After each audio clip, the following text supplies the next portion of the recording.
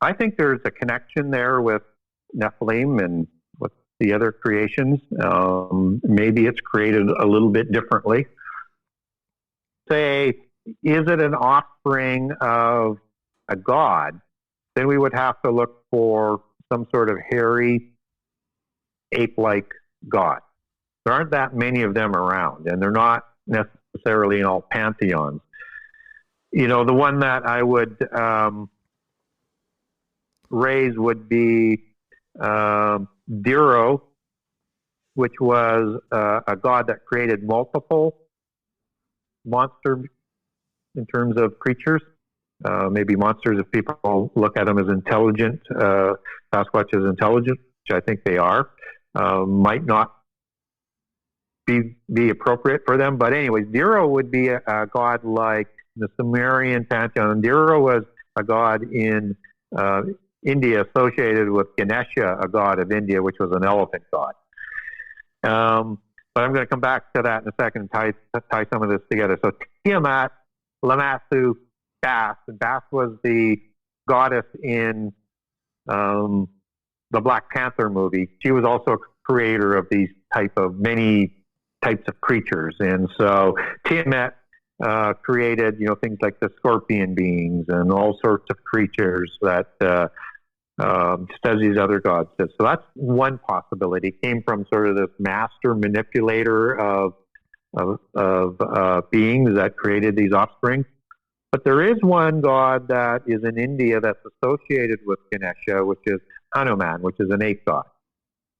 And there are similar type of gods, which makes sense because ancient Taoism and the other religions as you go eastward came out of Hinduism, out of the Aryans and Brahmanism and that whole religious genesis after the flood.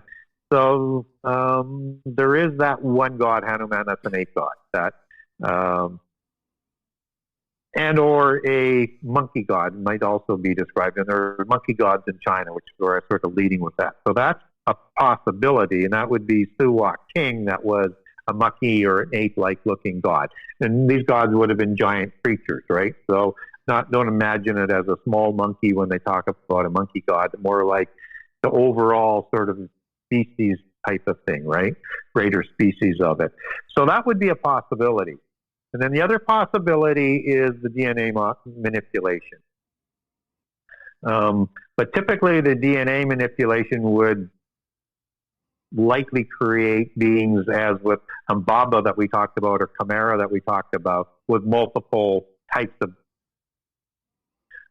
But having said that, even some of the giants have, like in descriptions, they've got, like goat's feet and lion's heads or tails and all sorts of things that don't match up to one body. So again, all of that suggests sort of a DNA manipulation. So, but what we do know is that these creatures also have kind of a connection to some of the ogres and ogre-type creatures that come out of mythology. So they could be part of that as well. Not the dumb ogre that people sort of see in the cartoons today. But there are connections to them in terms of being similar to Nephilim, because Nephilim were thought to be hairy too. Only with blonde hair and red hair. And the Horim lived in caves and were cave dweller type of hairy Horim, which are thought to be part of the Hurrian race after the flood. And so you got large and hairy. Now the Sasquatch, Bigfoot, Yeti, all the different names there are around the world aren't exactly the same size as what a Nephilim would be, because Nephilim were bigger. But they are a fairly big creature, and they're hairy. And they have glowing eyes, as I understand it, with red, white, and amber lights are the common colors in the Bigfoot one, and where bluish light and orange light would come out of the Nephilim. They were called, in many areas, like in the Tuatha De Danann, which are the fairy matriarchal aspect as opposed to the dragon patriarchal allegory for the bloodline that Dracula comes out of. For example, dragon versus fairy. But they're known as the Shining Ones. both before and after the flood. And that's because their eyes glowed and they could light up a room. This are the Nephilim. So you get that sort of connection. My understanding is Sasquatch have the ability to communicate, maybe not necessarily with voice, at least that we're aware of, although you would be more familiar with that than me, but certainly by tapping on things and communicating that way. But that would also, you could leave open the idea that they would have verbal communication, because in the dog warriors, the dog Nephilim, some of them can speak and some of them can't. So you get that side of it from another version of the Nephilim side.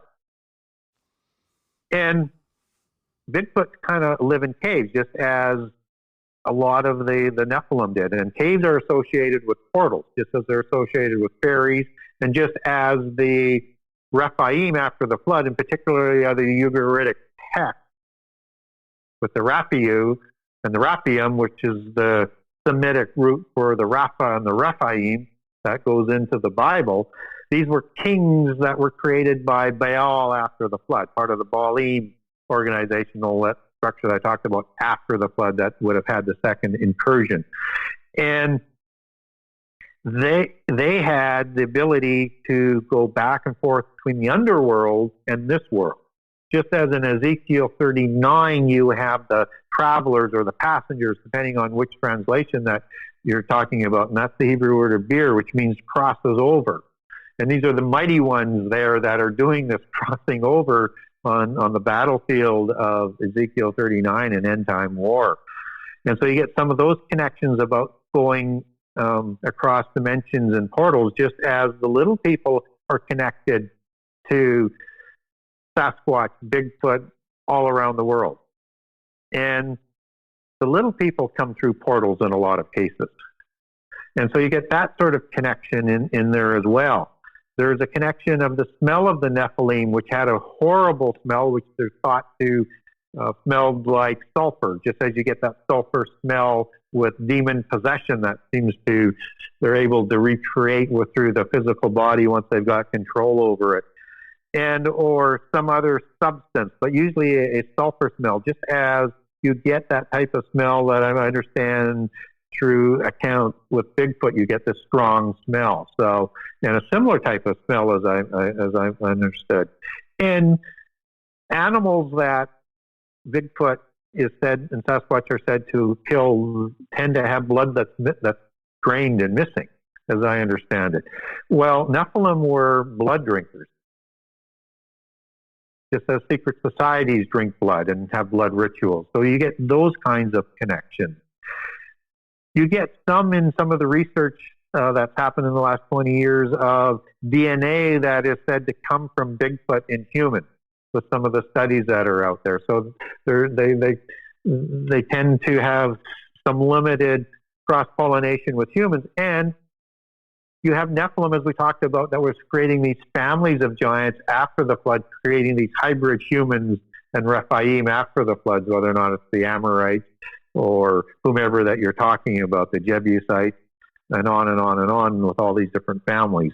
So there's a lot of connections there that suggest that they come out of that root creation both before and after the flood, or survival of the flood, through the technology and the involvement of the gods before the flood. And from the alien mythos, they're talking the same thing about creating all of these different types of creatures. They just don't give the aliens the level of godhood in the alien mythos. They're just advanced beings doing the same things, but they tell the identical same stories in the ancient alien mythos as is talked about in polytheist accounts all around the world, and what is backed up to a large degree with the description that we get out of Genesis and particularly out of First Enoch. So from that, can we surmise that, the typical, what we would call a gray alien, has been around a long time and has been influencing things a long time?